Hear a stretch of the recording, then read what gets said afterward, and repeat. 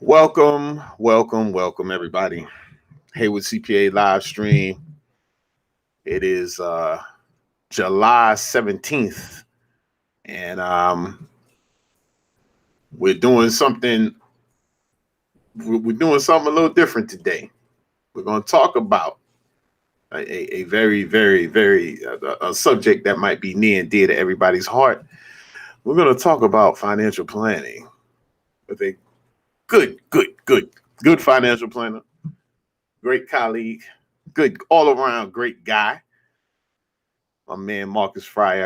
I gotta get your thing going. I'm gonna bring him in a second. We also have our man, our main man Corey Franklin, Cortastic, wherever he is right now. So I'm gonna bring these brothers in here. Also, I think this we are live streaming not only on our Facebook page, but I think this is the first time I'm live streaming on my personal Facebook page too.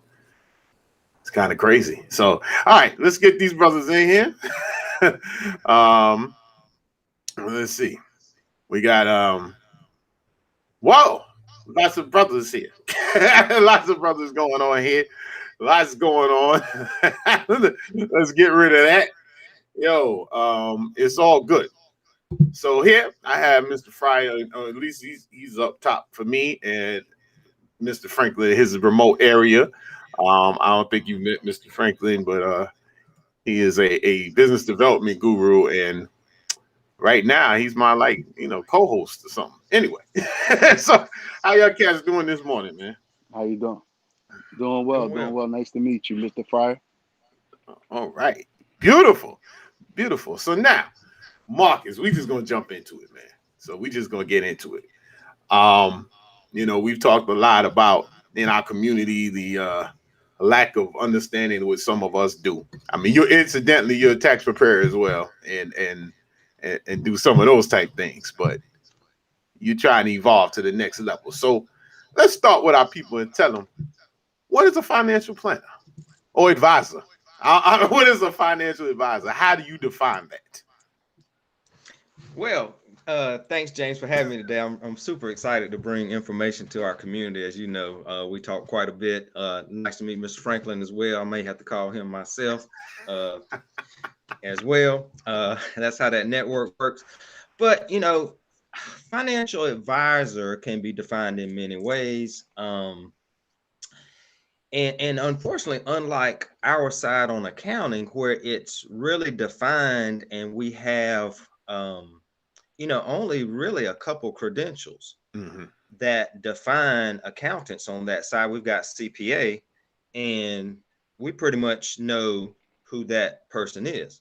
Mm-hmm. Unfortunately, on the financial services side of the fence, there's an alphabet soup of letters you can get behind your name, and they may or may not really give you a lot of credibility, but to the public who doesn't know, Mm-hmm. they don't know. So really you're looking at the if you're talking about the planning aspect, which we're talking about today, the gold standard there is the CFP, Mm-hmm. certified financial planner. That person has taken a rigorous exam. I mean rigorous. Yeah, you It's would only got know. about a 60% pass rate, and I was fortunate to be on the good side of that in March of this past year. So my credentials should be coming out shortly. But Congratulations. we as Congrats. planners encompass everything in terms of insurance to investments to employee benefits to estate planning. We're able to kind of address all of those areas. And so in my financial planning slash advisory practice, I like to begin with a financial plan with clients. That sets the base of how we determine to make decisions. Mm. Um, there are those of us who are financial advisors that are merely, and I don't want to say that demeaning, but their focus is strictly on managing investments. Mm-hmm. And there's nothing wrong with that. But for me and my purposes, it's more difficult for me to select an investment or a security or the path we're going to take if I don't really know where we're going. and Yeah. what our Yeah. goals are and what your goals are, and that those things are going to evolve over time. So for me, it's really important. I tell a lot of clients, basically that plan serves as our base, and now we write a prescription on how we're going to get you there. And what we want to Nice. do is do it the most cost-effective way, and as you Mhm. know, the most tax-efficient way.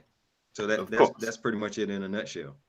So now that makes I follow that. Now let me ask you though. This is probably the question that most people have.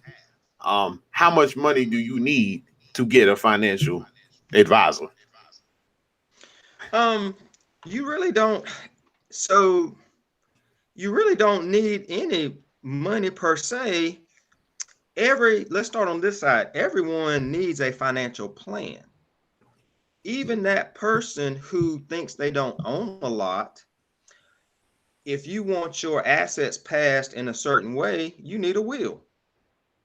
Because if not, it goes through probate and that scenario. So if you want your car to go to your grandchild and you don't have a will, you lose the ability to direct that. So even a person who does not have a lot of money still needs a financial planner. Now, as far as the advice goes, the financial advisor piece, as a planner, my job then and as a financial advisor is to direct you to an investment just to get you started. So even if you don't have $25,000 to start, it may be that I need to say, hey, you have a retirement plan at work.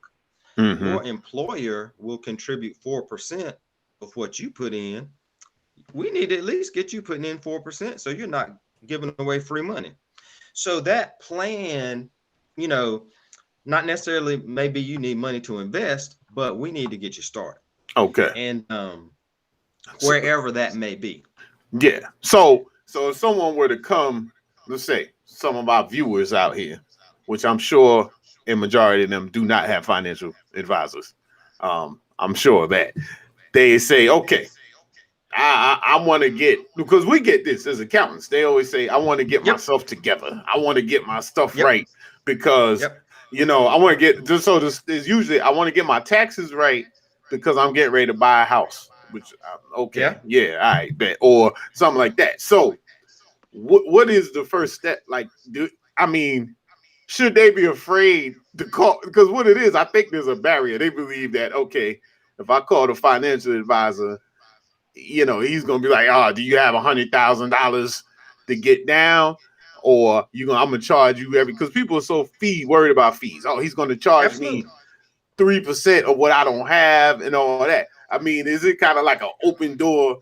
Is it something that I'm not trying to put no fees on blast, but I'm saying, is it more so No. like, hey, give me a call, we consult, don't be afraid of it, like what should they do? Should they just reach out, and in your case to you, and just say, hey, I need help?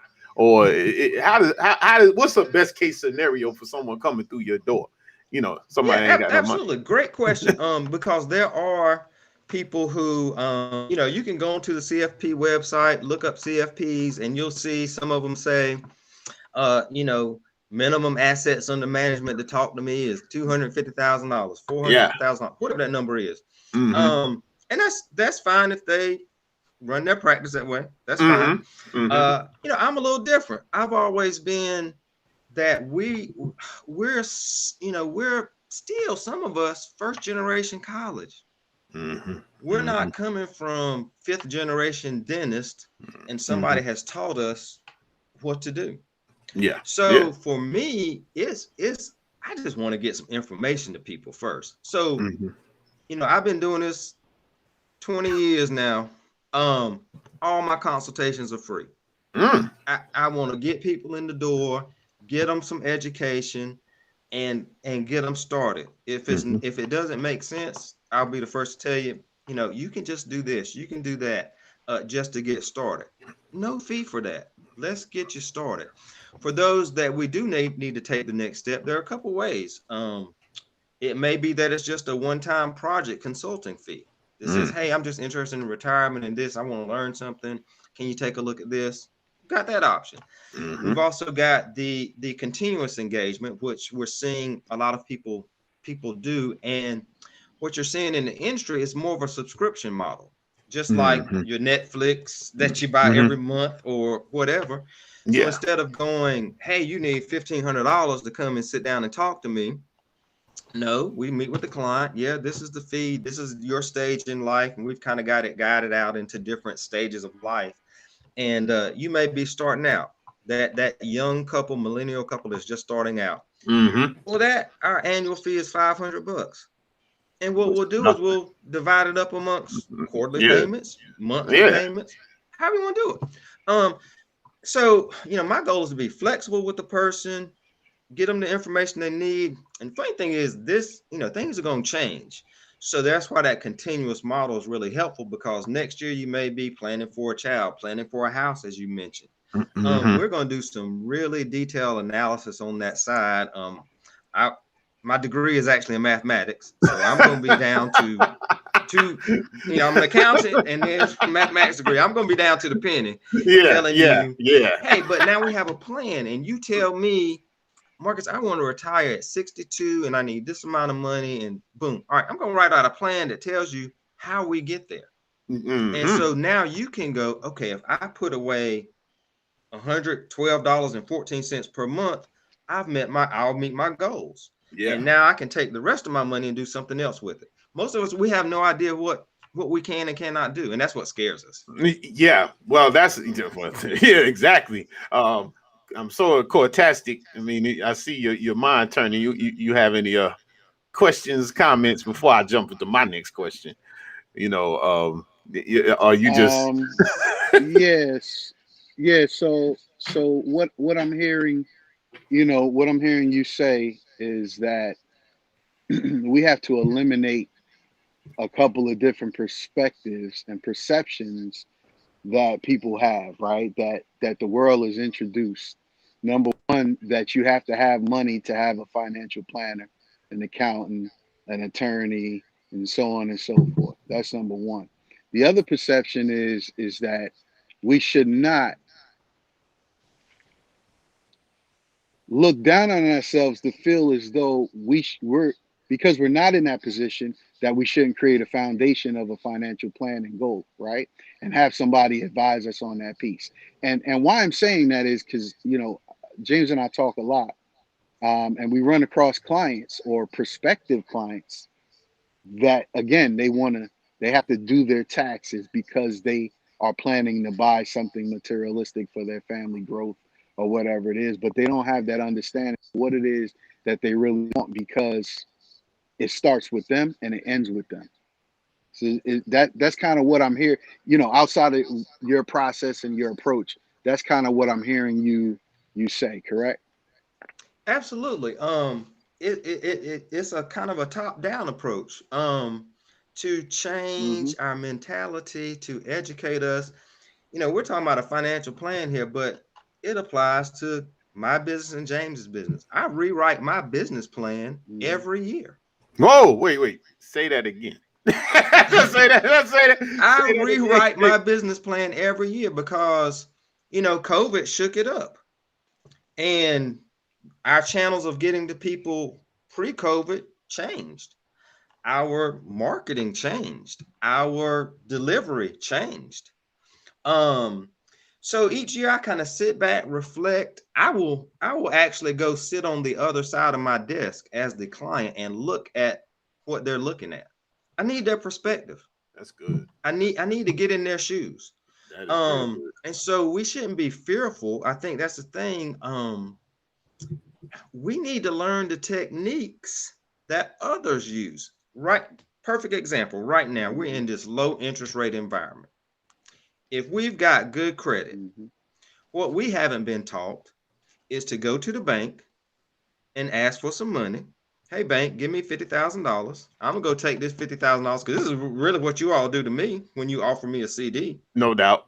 You offer me a CD and say, "Hey, James, you Give me come put $50,000 in this CD. I'm gonna give you back 1%, and I'm gonna take your $50,000 and invest it and get back 4%, and I'll just pay you back out of that." No, we need to reverse that. Yeah, We need to be the bank. Yeah, say it and leverage our resources. But we haven't been Who was going to teach that to us? Yeah, exactly. No, our parents didn't have money to teach it to us. No. We're still, you know, when I was teaching at Central, I told my kids, my students, I said, look, my parents didn't buy their first house until they were in their 40s. Mm-hmm. My wife and I bought ours at 27. And then when I was teaching at Central, I had a student that had a Section 8 property at 18. I said, so we're moving in the right direction. Yeah. But we got to get more of us moving in that direction. Yes. That's why we Right, even here right. this morning to talk about, you hitting on some stuff. Like the spread of interest rates is like the thing that drives me nuts the most, because people are they're afraid of the word interest. I think people are literally afraid because we have such a monolithic view at interest. Interest is bad. Interest is this, because people look at it from a consumer standpoint. Oh, I'm spending extra interest or whatever, but without looking at interest is buying time. That's what interest is. You are paying for time for using someone else's money. So what your point is saying, hey, look, if somebody will give me some money at 3%, I could go put it in the market at 8%. 8 minus 3 is 5. It's not hard. It's not hard, but nobody's introduced that concept to us. No, it becomes this big thing. Oh, I don't understand. Listen, I say it in terms of business. Business is really simple. It's real simple. You make one. I got a question for you, James. Oh, go ahead. Okay. What happens in your practice when you have a client? What's the perception of the word bankruptcy? Oh man. Well, usually they come after they've already declared.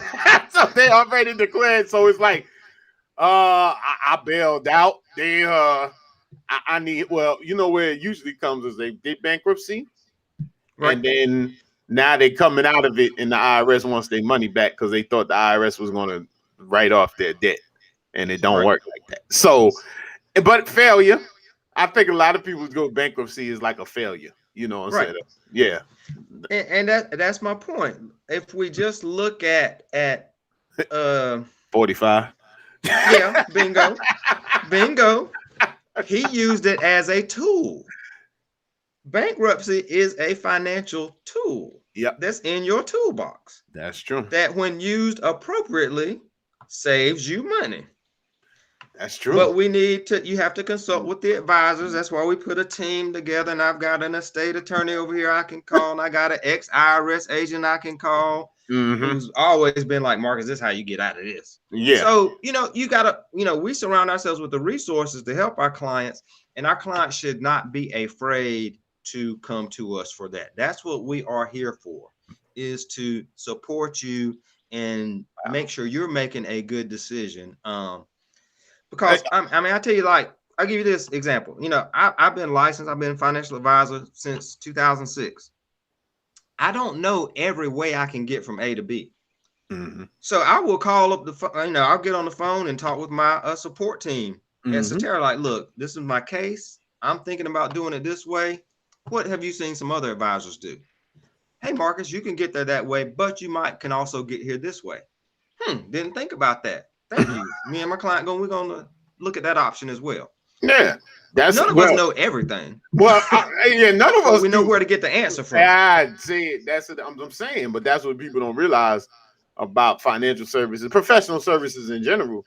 Like, we don't come out saying, "Oh yeah, well we know everything," especially when we get confronted with, "Well, my cousin told me so and so and so and so." Or how come you don't know that? That might not be in my area of practice. What do you mean? But I'll tell you one thing, I can figure it out faster than you. And I could figure it out how it applies to you fast. But you're giving some really, really great information. Like, I mean, this is James, how many times do we call each other asking questions? No doubt. All the time. All the time. I mean, why not? Right. I mean, yeah. I'm like, hey, James, I got this. Am I going the right direction? Yeah. I mean, we bounce things off of each other all the time. And that's what's supposed to happen. Yep. The beauty is when you've got some people in your corner who are not concerned about making money, who are concerned about helping you.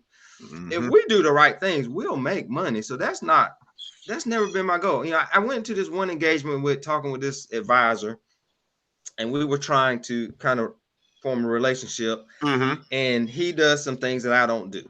And so I said, hey, if I need to send a client to you, you know, what can you help them with? Yeah. And he goes, okay, that's fine. He said, but what's our referral relationship? I said, well, I don't need any money from you. I need you to service my client. Yeah. That's all I want you to do. I don't exactly. need a feedback. Yeah. That's not what I'm looking for. Yeah, it's not But that's where a lot of it starts, and it falls apart. unfortunately, that wasn't the relationship I normally like to have. So I kind of, Yeah, well, you backed up from that, but that I think, and I basically is running across the bottom. I have is like intro to financial planning because there's topics we could delve into, like individually. I'm We'll sure get we'll to do that. this again. Yeah, oh yeah, without a doubt. You know what I'm saying? Because it's about learning. Yep. This is just. I really want to summarize for people watching and those that'll be watching in the future. I mean, the biggest thing is that us financial professionals at our core want to help you. All right. So that's what we want to do. But I just want to throw this out there, even though I know you said, we talked about the money. We got to live too. And you can't get the stuff for free. Okay. Yeah. We'll give you something for free. Arguably, some of us give too much for free. But the point is, right. Yeah. that you have to respect what we're telling you. And in finance, nothing is quick. Now, spending money is fast. You could get into debt fast, but getting out of debt, accumulating assets, and building wealth takes time. There's no way to beat the game. And I think that's a big part. You cannot beat the game. I mean, I know you see stuff on the internet. Oh, this 18-year-old accumulated 2.3 million in 3 months or something, and all these things that they're anomalies. Most of us, it's not going to happen to you. So don't set that as your bar. I think one thing that I do notice in finances is that people don't have a good grasp on what they're really trying to obtain. I noticed that a lot of people, they don't have a marker. So they might say, oh, let's even take the retirement. I want to retire at 62. Yeah, well, one, how much money will you need to retire? And two, how much, what you going to do after you retire? Are you going to lower your expenses to match what we're talking about? And so I'm sure you've seen that before. People retire and run out of money. Well, yeah. And but one of the other big things is it's actually the non-financial aspects of retirement. What are you going to do? Yeah, exactly. Because when you work, you don't spend as much money. Yeah. Right. We have some software that actually talks about nothing financial, but your social, your health, your networks. What does that look like for you in retirement? Yeah. So it's it's a balancing act there on all fronts. Yeah. And it's not just the money. It's what we're gonna do. I mean, you could sit back and have a ton of money, but what you gonna do? Yeah. But spend it. That's the thing. I had a client once that she retired early for about a year. And when she retired, I said, hey, okay, she retired, early 50s, whatever. And I said, okay, so how you gonna keep making money? It was just like she never thought about that. I said, yeah, because in the way the retirement system is for the most part, you stored this money away, and especially if you put it in a 401k or 403b situation, and now you pulling the stuff out where you still got to pay tax on it. So now your spending power is not necessarily the same. And what I've seen, and Corey and I have talked about this too, and when people go into business for themselves, they might have been making $100,000. They go into their business and they still living like they was making $100,000. And that stuff just starts burning through because they don't make the non-financial changes to accommodate their lifestyle. And I attribute that to such a in our community, we have such a emotional tie to money. Our emotional tie to money, and it's unhealthy to say that even from your bankruptcy question, people say, "Well, I feel I filed." You know, they'll whisper it to you. That's what I should have said to you. They'll come in and say, yeah, well, I had to file bankruptcy." You know, I'm like, "What? Yeah, you had to file bankruptcy? Oh, that's good. All right, 7 years, you go buy a house. Who cares? What difference does it make?" But that's because me being a financial problem is not personal. It's the truth. But we are so emotionally vested in money and what it says about us that we can't use the information that professionals have. I mean, and it's not just money, even in business and process. That's and that's the consulting way. But no, this is like phenomenal, man. I mean, you was good. I know Mr. Franklin. He up there. Yeah, he's like the pit boss. He's chilling. I don't think he understands what door he just opened right now. So James is like, why is he so quiet? That's detrimental to what's happening right now. Yeah, ladies and gentlemen, shots have been fired. Yes, they have seriously been fired. We offline we'll expand on this conversation a lot more. But I want the people to know, watching and will be watching in the future, there's no greater thing to have than the right tool. Yes. The right tool. If you get a flat tire on the road, you need a lug wrench, not a screwdriver. Yeah. So I mean, I'm almost. Your information is spot on. And from my business development hat, people buy what they want and borrow for what they need. So switching that around and say, well, what is it that you really want? And you use constructive habits to build on that for the long term, like you guys are saying. Now, that comes with obviously reversing that mindset and that perspective, and then applying the methods, right? That's going to help you get there. Again, having a plan. Not easy for most people, and that's why most people are in the shape that they're in. But I mean, you guys are hitting on, Mr. Fryer, you're hitting on some real keen points. Lights is just, it's fireworks here right now, but we'll talk more. Yeah, well, and I have down at and I encourage people seriously. I got an appointment with Marcus myself too. Well, see, I'm ridiculous. I got you on my list. I got a lot of advisors. I take advantage of what I got. I put it in. I put a little here, a little there. Put me down. Down. Yeah, but I think just to highlight it and really tell people what you said. Like, call someone, call someone. And now I know the discussion we were having the other day, of financial planners. I think you said it was 8.3%. Black or something like that, some 8%, 2.3. Oh, you were 2.3. Oh, you know what? It was the enrolled agents at 8%. Yeah, CPAs are 1% and 2.3% financial advisors that are of African American descent. I mean, that's part of why the information is, not only all right. Is the historical and the structural things, but there's so few of us, and I don't know how many. Then, like in the CPA world, how many have their own practice? Yeah. A lot of them are working somewhere, so they're not out here to talk to the people and get there. And I think that's a detriment to getting to these stages, because there's just not enough people. Not enough people. People don't know what they do. And that's one of the things we wanted to accomplish on this episode, which you did a great job at, is just saying, well, what do you do? And then, do I have to be rich? I have to be rich with you? Because financial advisors, half of it you see in the news is they go to jail for some type of hedge fund thing or something like that. And that's the perception. That's not even the truth, but that's the perception, because there's been some white collar crime and this. But listen, you're making $50,000, $60,000. I tell people you need a financial planner even more when you don't have any money.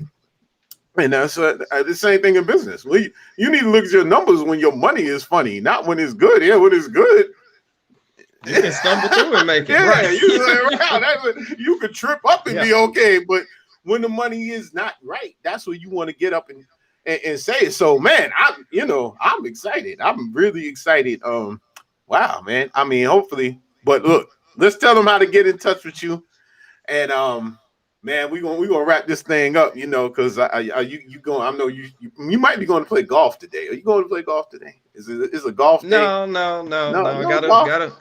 I got a honey-do list from the Oh, wife. So okay, all right. Well, we're not gonna hold you up from that. So, plus it's as we talked about yesterday, it's way too hot to be playing golf today. yeah, it's hot, man. You gotta be a true believer to be out there. Yes, sir.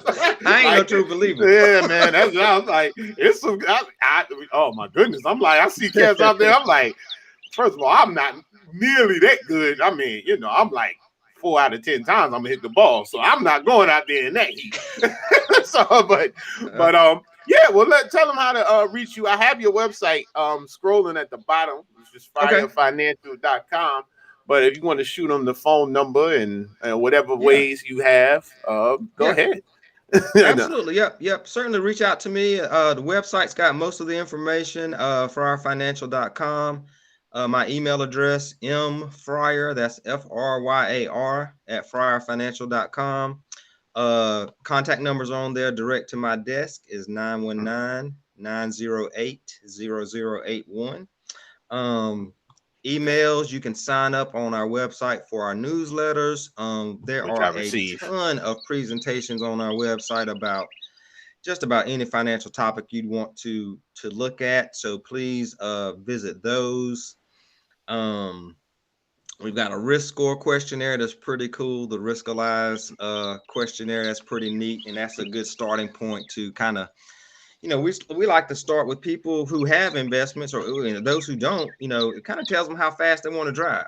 Yeah. So and then we take their portfolio and see if they're driving too fast or driving too slow, and so it's a pretty neat thing to analyze that. But hey, I'm just all for talking to whomever to get them started, and just helping whatever way I can. So. Well, that's beautiful. Well, we appreciate you giving us these brief moments this morning. Making the move to your office on a Saturday. I think it's Saturday. See, it's so bad. Like literally, I'm serious. Some days I don't know what day it is. but no, it's just another day. Yeah, it ends in day. Everybody be like, "What was the work day?" It ends in day. All right, so beautiful, man. Well, gentlemen, I appreciate your time. This is the Haywood CPA live stream, or Haywood CPA Live. You also can hear this as a podcast on wherever you consume your podcast. It'll be out by next week. And we'll see you in 2 weeks. If you have any questions, email us live at Haywood CPA. If you didn't get Marcus's contact information, hit us up. I know how to get at him. You got questions for Corey, just in general, just hit us up. And questions for me. And honestly, this is a great time of the year to plan, whether it be financial or tax plan. This is a great time because now you have a little under 6 months now to make some moves before the end of the year. And a lot of these things are date dependent on the end of the year or this specific dates we have to do it. So with that, we'll give it a name. We'll give it a name real quick. And that's your annual performance cycle. There you go. Annual performance. Say no more. That's it. So beautiful. Well, with that being said, I'm signing off. Thank you, brothers. And all right. We'll see you all. Have a great day. All right. Talk to you, Corey. Later.